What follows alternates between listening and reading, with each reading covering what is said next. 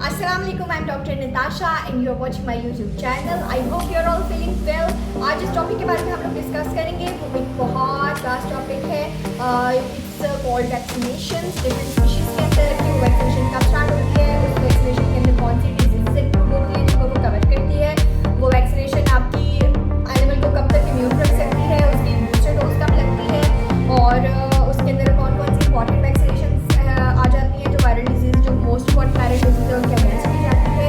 तो ये सारी चीज़ें हम लोग आज के टॉपिक में डिस्कस करने वाले हैं आज की वीडियो को एंड तक देखिए। But first you have to subscribe my channel, like it and comment it. अगर आप कोई वीडियो आप चाहते हैं कि आपको कोई इन्फॉर्मेशन मैं प्रोवाइड करूँ तो आप कमेंट सेक्शन में मुझे वो टॉपिक बता सकते हैं। मैं उसके ऊपर वीडियो बनाऊँगी, आप लोगों को बताऊँगी, उसके बारे में डिटेल डिस्कशन करेंगे। इसके अलावा अगर आपको आपके माइंड में कोई क्वेरी, कोई क्वेश्चन या कोई एम्बिग्यूटी रह जाती है तो वो भी आप कमेंट सेक्शन में बता सकते हैं। तो स्टार्ट करते हैं वैक्सीनेशन से। अब वैक्सीनेशन की टाइप्स जो होती है वो दो तरह की होती है। कोर वैक्सीन होती है, एक नॉन कोर वैक्सीन होती है। कोर वैक्सीन होती है वो मोस्ट इंपॉर्टेंट वायरल डिजीजेस के अगेंस्ट की जाती है जो कि हमारी विसिनिटी में मोर्टेलिटी रेट के अकॉर्डिंग बहुत इंपॉर्टेंट कंसिडर होती है। जिसके अंदर हम लोग जैसे आप डॉग, अगर आप डॉग ओनर हैं तो आप देखेंगे कि केनाइन पार्वोवायरस।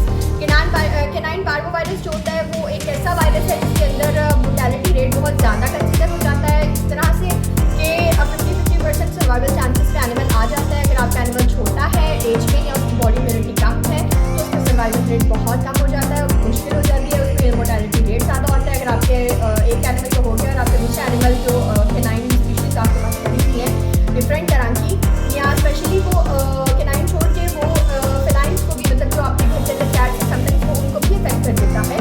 और इसके अलावा ये होता है कि अगर आपके घर में कोई कुत्ता और है जो 1 साल या 6 माह से ज़्यादा कम का है तो उसके अंदर भी वायरल डिजीज़ ट्रांसफ़र होती है और बहुत स्पीड में एनिमल ये वायरल डिजीज़ पकड़ते जाते हैं और मोर्टेलिटी रेट इसी तरह से उनका बढ़ता जाता है। तो इस तरह की बीमारियों को हम लोग वैक्सीन के थ्रू इरेडिकेट करने की कोशिश करते हैं, एनिमल को प्रोटेक्ट करने की कोशिश करते हैं, क्योंकि इन्वायरमेंट के अंदर इन बीमारियों का जो रेट है वो बहुत ज़्यादा होता है, इनकी सैचुरेशन बहुत ज़्यादा होती है। इसके अगेंस्ट हम लोग जो वैक्सीन करते हैं उसको हम लोग कोर वैक्सीन कहते हैं और जो नॉन कोर वैक्सीन होती है वो हम लोग एनिमल की एज़ पर रिक्वायरमेंट और एज़ पर द एटमॉस्फेयर या जो विसिनिटी है उसकी रिक्वायरमेंट के अकॉर्डिंग इस्तेमाल करते हैं। इसका हम लोग क्वालिटी अलग एग्जाम्पल लेते हैं। अब when it comes to the dogs तो हम लोगों के पास वैक्सीनेशन कुछ वायरल डिजीज के अगेंस्ट है जो बहुत इंपॉर्टेंट है, जिनके अंदर हम लोग सबसे पहले केनाइन पार्वोवायरस के बारे में बात करते हैं।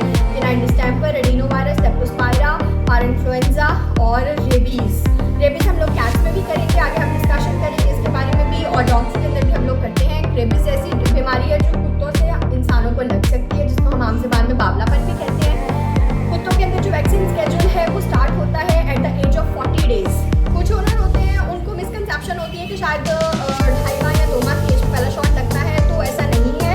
समटाइम्स अगर आपके घर में आपकी विसिनिटी के अंदर वायरल लोड ज़्यादा है तो जो आपका वेटनेरियन होगा एज पर द हिस्ट्री वो 35 डेज 32 डेज से भी स्टार्ट कर देता है ये वैक्सीन। पहला जो शॉट लगता है उसको केनाइन पार्वो के अगेंस्ट लगता है और वरना इसको जो स्टार्ट किया जाता है वो at the age of 40 days start करते हैं। उसके बाद आफ्टर एवरी 3 वीक्स जो वैक्सीन है वो स्पीड होती जाती है डिफरेंट वायरल डिजीज के लिए।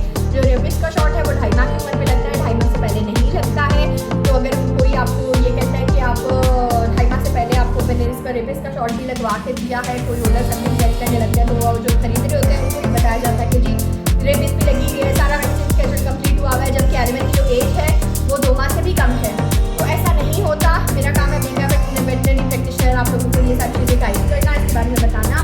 अगर कोई आपको ये कह रहा है कि जी वैक्सीन के सारे कागजात बने हुए लेकिन मुझसे लॉस्ट हो गए हैं तो कोई भी दुनिया में वेटनेरियन इस बात पर यकीन नहीं करेगा। इस तरह के एनिमल को मत खरीदिए जिसका रिकॉर्ड नहीं होता, क्योंकि उसकी वैक्सीन कंसिडर नहीं की जाती।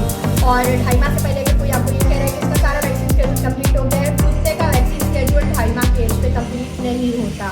इवन कैट का वैक्सीन स्केड्यूल भी 2.5 माह के एज पे कंप्लीट नहीं होता। तो जो डॉग है उसका वैक्सीन स्केड्यूल हम लोग स्टार्ट करते हैं एट द एज ऑफ 40 और आफ्टर 2 to 3 इंजेक्शन उसको 3 से 4 वीक की गैप से लगते जाते हैं। और अब आप देख लीजिए कि कम से कम वो 3.5-4 माह की एज का होता है जब उसकी वैक्सीन स्केड्यूल को कंप्लीशन की तरफ आता है। कैट्स के अंदर जो पहला शॉट लगता है वो लगता है 2 माह के ऊपर और रेबीज का शॉट उनको 2.5 माह के ऊपर लगता है। ये 2 शॉट है जो कैट्स के अंदर एक टाइम पे लगते हैं और आफ्टर 21 डेज वो दोबारा रिपीट होते हैं। उसके बाद ईयरली उनको बूस्टर्स लगते जाते हैं। लाइकवाइज इसी तरह ही डॉग को ईयरली बूस्टर शॉट्स लगते जाते हैं और वो ऑल द टाइम अपनी जितनी भी लाइफ टाइम होती है उसके अंदर वो वायरल डिजीज से इम्यून हो जाते हैं।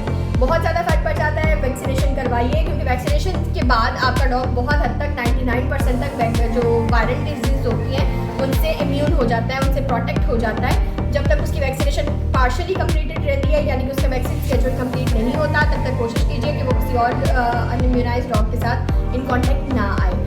Now when it comes to the hens, तो हमारे पास पोल्ट्री सेक्टर के अंदर बहुत वास्ट चीज़ें आ जाती हैं, जैसे कि हमारे पास ब्रीडर आ जाता है, ब्रॉयलर आ जाती है, लेयर आ जाती है। अगर आप लोगों ने घर में एक छोटा सा सेटअप बनाया हुआ है जिसके अंदर आप लोगों ने हेंस को वैसे ही एज अ पेट रखा हुआ है, तो आप उसके अंदर यूजुअली जो वैक्सीन करते हैं वो है रानीखेत की, जिसको हम न्यूकासल वैक्सीन कहते हैं, न्यूकासल डिजीज के against.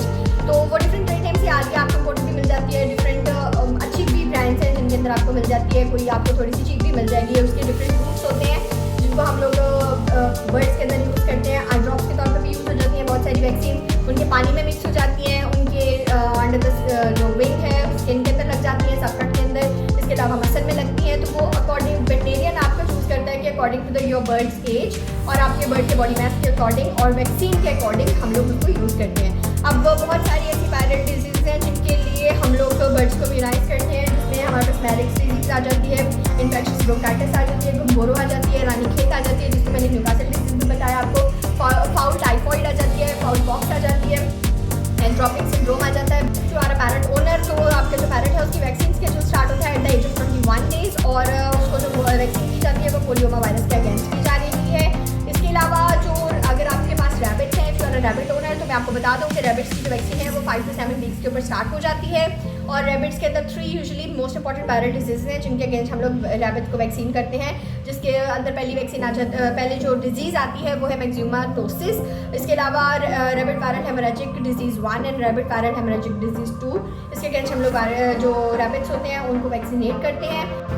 At the end of this video I will preferably recommend you being a pet practitioner कि आप लोग अपने जो, अगर आप लोग रैबिट ओनर हैं या आप लोग बर्ड ओनर हैं या आप लोगों के पास कुत्ते हैं या बिल्लियाँ हैं, तो उनकी वैक्सीनेशन ज़रूर करवाइए, क्योंकि ये एक तो डिजीज़ एरेडिकेशन में हेल्प करती है, दूसरी बात ये है कि आपके पेट की लॉन्ग लाइफ होती है, उसकी लॉन्गेविटी को बढ़ा देती है, उसको प्रोटेक्ट कर देती है different very harmful viral diseases.